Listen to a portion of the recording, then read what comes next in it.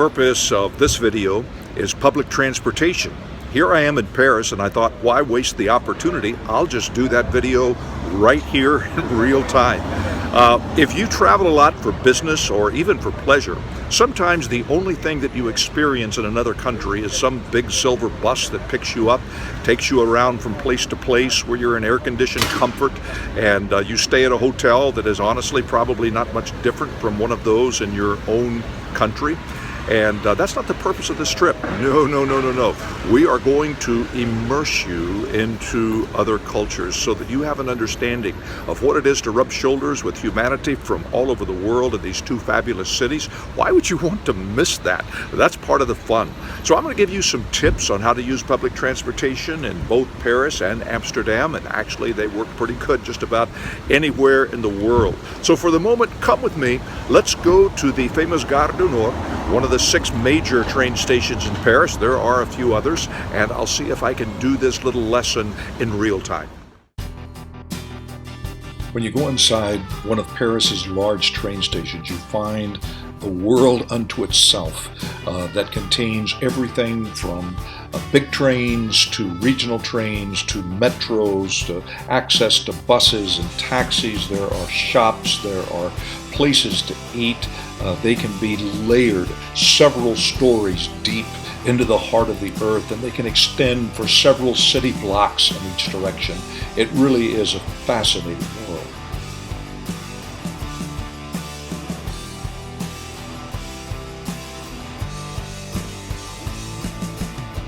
These major Paris train stations are hubs for several types of public transportation, beginning with the larger trains. What you'll see on signs is grandes lignes, or the trains that will travel to other parts of the country or to other countries as well, including high-speed trains. You'll travel from Paris to Amsterdam on a high-speed train, reaching speeds of over 180 miles an hour. And you'll be leaving from this very station, the Gare du Nord, or the North Station.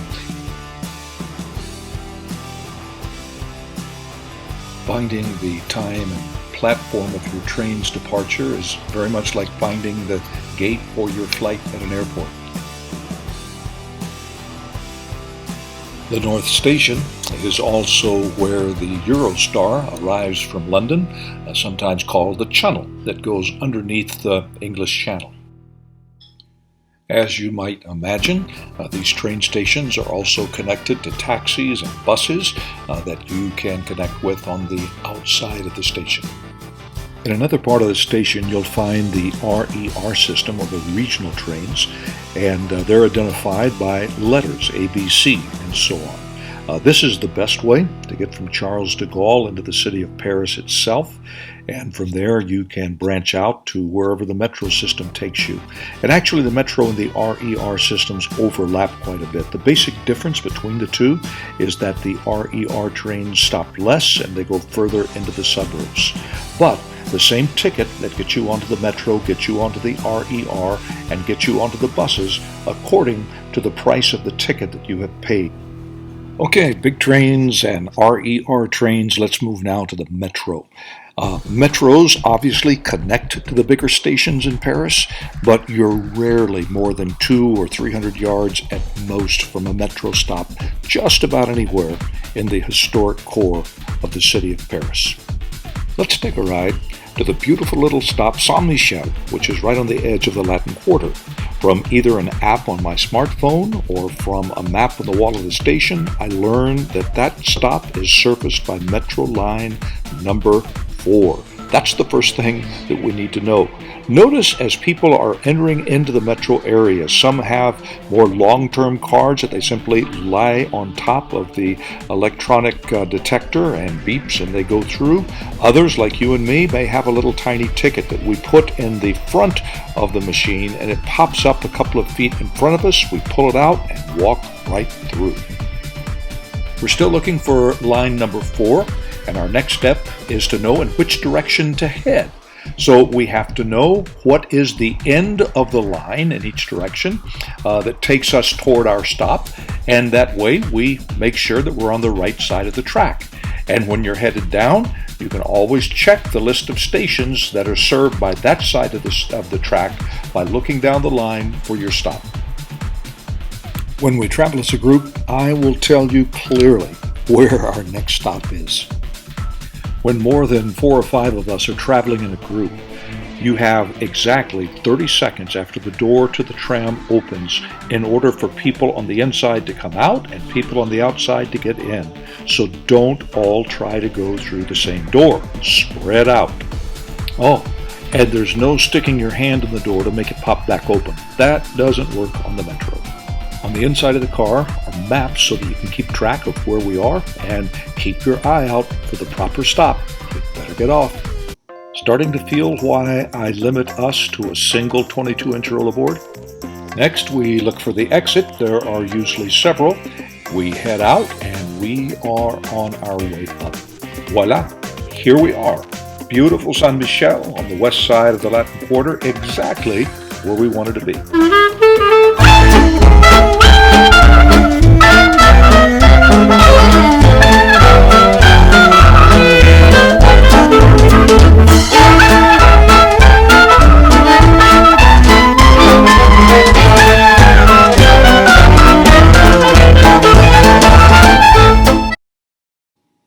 In Amsterdam, you'll receive a credit card size electronic pass, much like you saw being used by some in Paris, and it will get you onto the metro. But the metro system in Amsterdam is not nearly as extensive as that in Paris.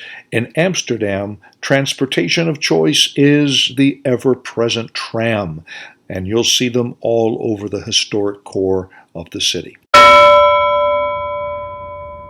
All right, let's put it all together now. 5 simple rules for public transportation. Number 1, always have your public transportation pass with you.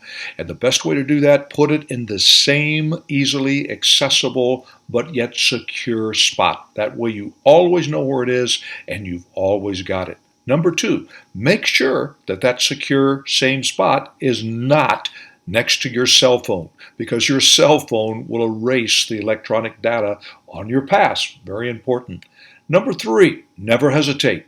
When that tram or that train, when the door opens, it may look crowded, but you can do it. If there's not a space, make a space, all right? Just do it. Don't be an American. Just jump on.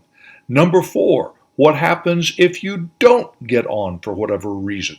Don't panic. Just get on the next train or the next tram and get off at the designated place that we already have agreed upon, and the group will wait for you, or someone in the group will wait for you.